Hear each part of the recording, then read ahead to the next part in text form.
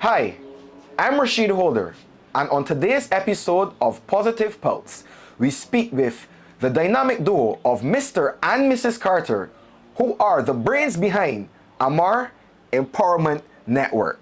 And over the course of the many years they've been doing this, they have been empowering people and transforming lives. Ambrose, Maria, welcome to Positive Pulse. Thank you very much. Thanks very much for having me.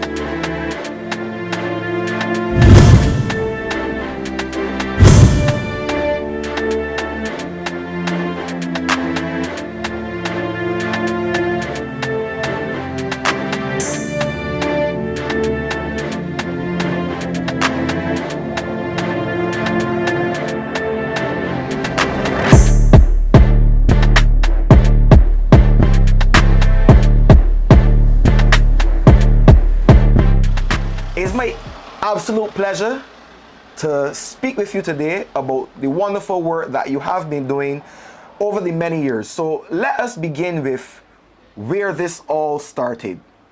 AMMAR Empowerment Network. Tell us a bit about it. As you can tell by our names, AMMAR Empowerment Network is a combination of our first names, right? And we started in the late 80s, I would say, all the way back then.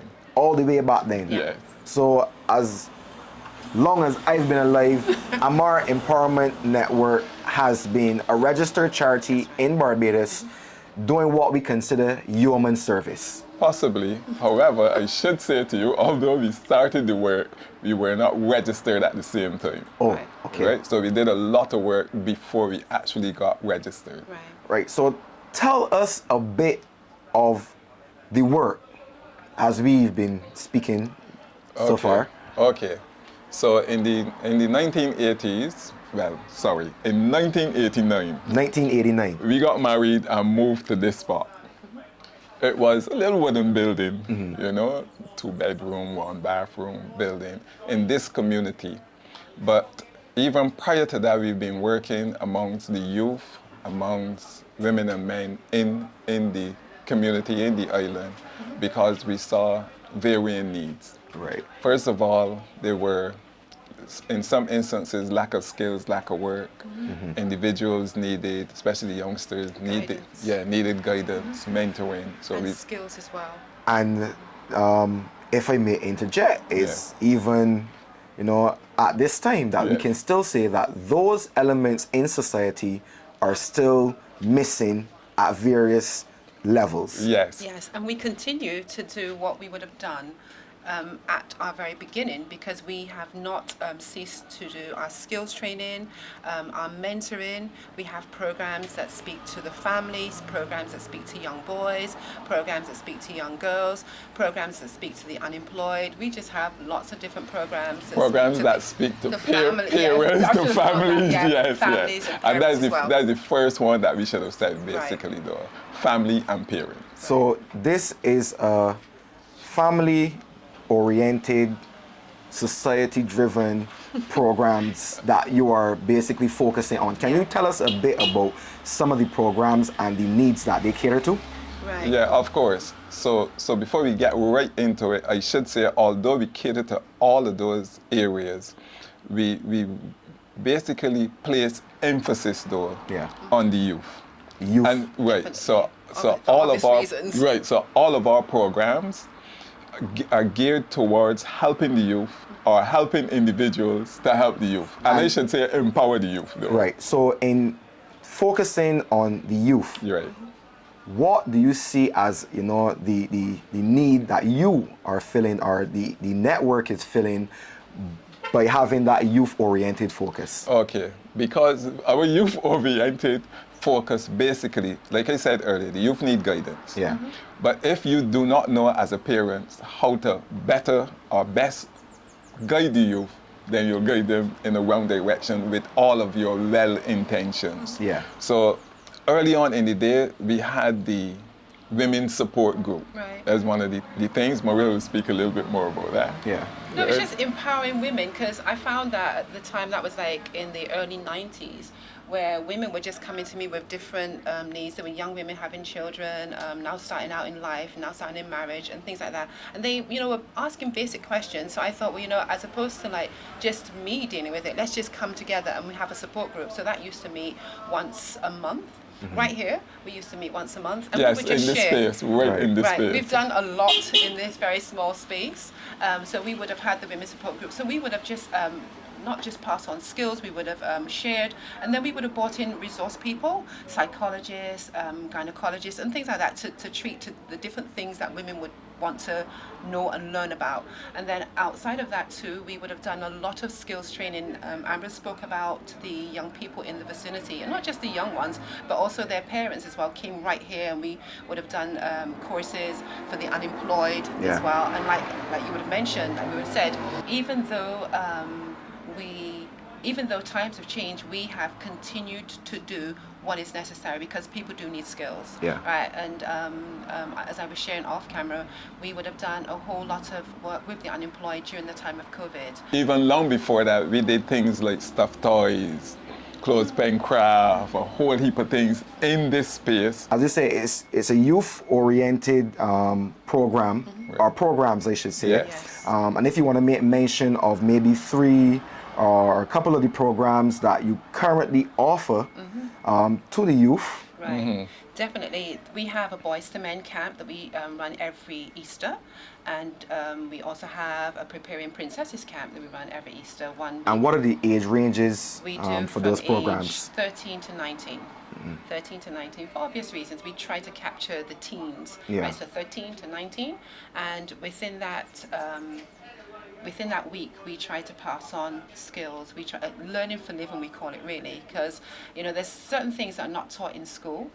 So we try to teach those soft skills as well.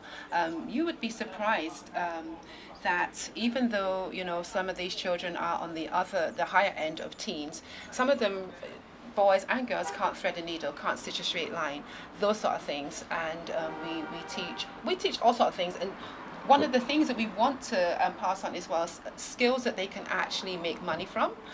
One of the first camps we ran some years ago, the girls would have learnt, I think, pizza making and different things, and they were able to go out to decorate candles and all those things, and they were able to go out into the community and make their pocket money from the things that they would have learnt. So basically, what you do is provide them with various skills that they can get a start, and that, as you say, are marketable.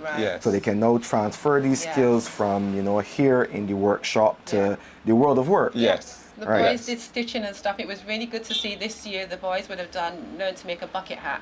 And it was really good to see them come back to camp with their hats on and, out in the community with their hats on, because they were excited about the fact that they learned to make it, they made it themselves. So these are things that we try to pass on because, it's a skill, and it can be a springboard into, like you said, into a career, into passing on that information to somebody else as well. And that's 2 of the things. And then one of the other things that we would like to say that we do as well, outside of our parenting, right? Our VIP, our red carpet event is one of the things that is geared towards. So this is the real crux of the matter here that we're going to get into.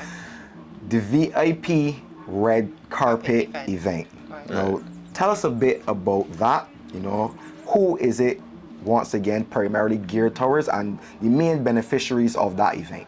Okay, so before Maria get right into it, let's just say, you mentioned at the top of the program that what we do is basically we empower individuals and transform lives. Correct. So therefore, one of the ways we do this is by promoting moral excellence, or encouraging individuals to live by a strong moral and spiritual center. And if I may interject quickly, do you see growing saints for at least that aspect to be instilled more, given how today's society has more or less kind of, I guess, deviated from some of those principles that we would have grown up on? Well, I'm glad you asked. So yes, we need those in today's society more than ever. Because when you check the research, a number of our young people are not going to church. People do not have that God-centered focus on morality or those core values anymore.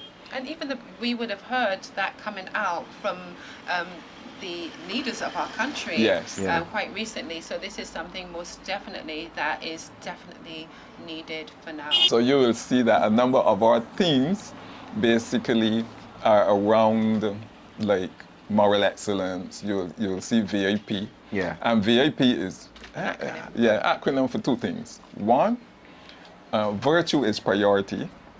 Two, virginity is possible.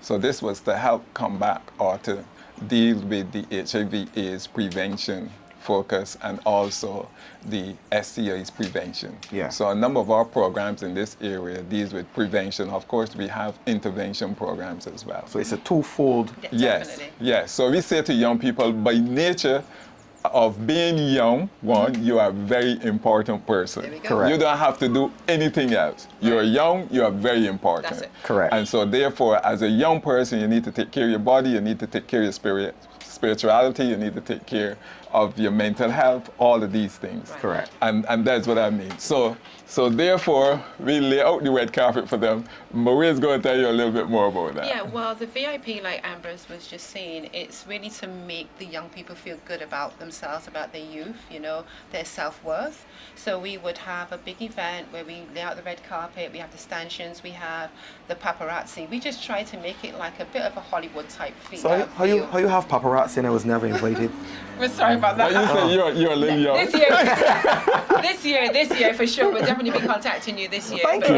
that's what we do. And then the limousine companies get on board, especially, can we mention the limousine companies are really okay. Coordinator, can we mention the? Sure. Two Sons Funeral Home have been very, very, very good to us over the years. They have laid on the Hummer. And then there are other limousine companies who have, you know, sent their limousines and they come, they pick up the young people, you know, they give them a ride to the event and when they get out, there's a red So it carpet. makes them feel very, very special. Very Yes. important. And we usually cater to about between 800 to 1,000 young people. Or yes. more. Wow. Or more. Yeah, sometimes. So we have that all going, and then we have a guest speaker. And as I was saying off camera, we choose our guest speakers very carefully so that they're young and they have a message for the young people. So over the years, we've had young people who have like overcome adversity. We've had a young lady out of America who's become a really good friend of ours. She was a porn star. So she came and she spoke to the young people and it transformed many lives. We've had lots and lots of testimonies, lots of young people coming forward and saying how it really changed their lives. And Yeah. after that too, after VIP and even before that, we take the guest speaker into the schools to sensitize young people about what's going to be happening. So this is something that we love doing. Obviously because of COVID, we were slowed down a bit. Yeah. So this year we are reintroducing VIP for the first time in a couple of years. So we're really looking forward to having And that. when is that usually done?